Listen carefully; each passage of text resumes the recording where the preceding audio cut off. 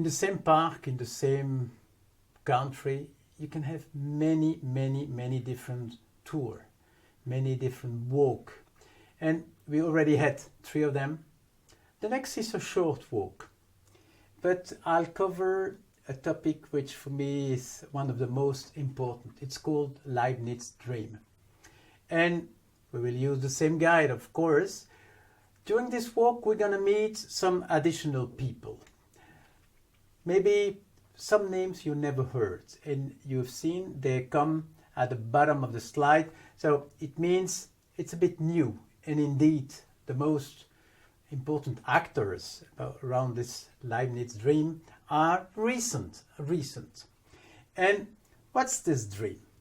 We already covered in the former videos the 2 main topics around reason.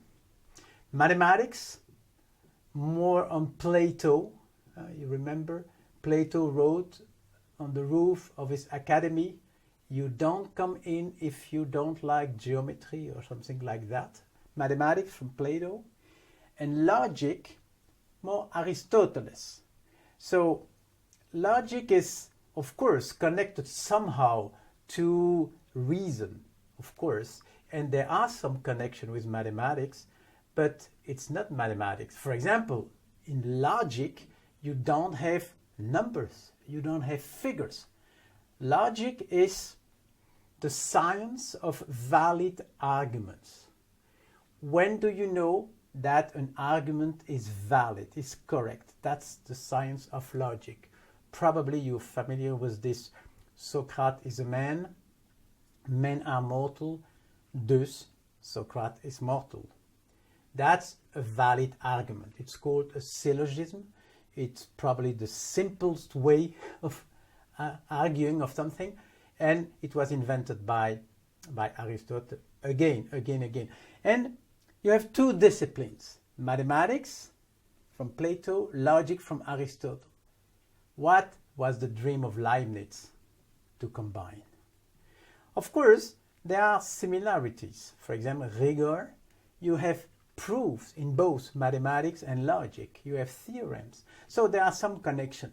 And Leibniz was convinced you can build one discipline out of the 2. Its dream was called Leibniz dream. And it's an important dream to talk about. Why? Because now we know for certain it will never realize.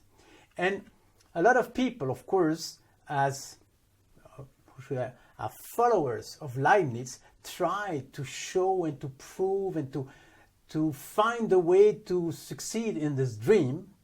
But one person, Kurt Gödel, you see at the bottom, Kurt Gödel, in 1930 something, he proved Leibniz dream is impossible. You will never have a system that will cover both mathematics and logic. It's a bit like an earthquake, of course, after so many years. Now we know there is a kind of limit to the human mind.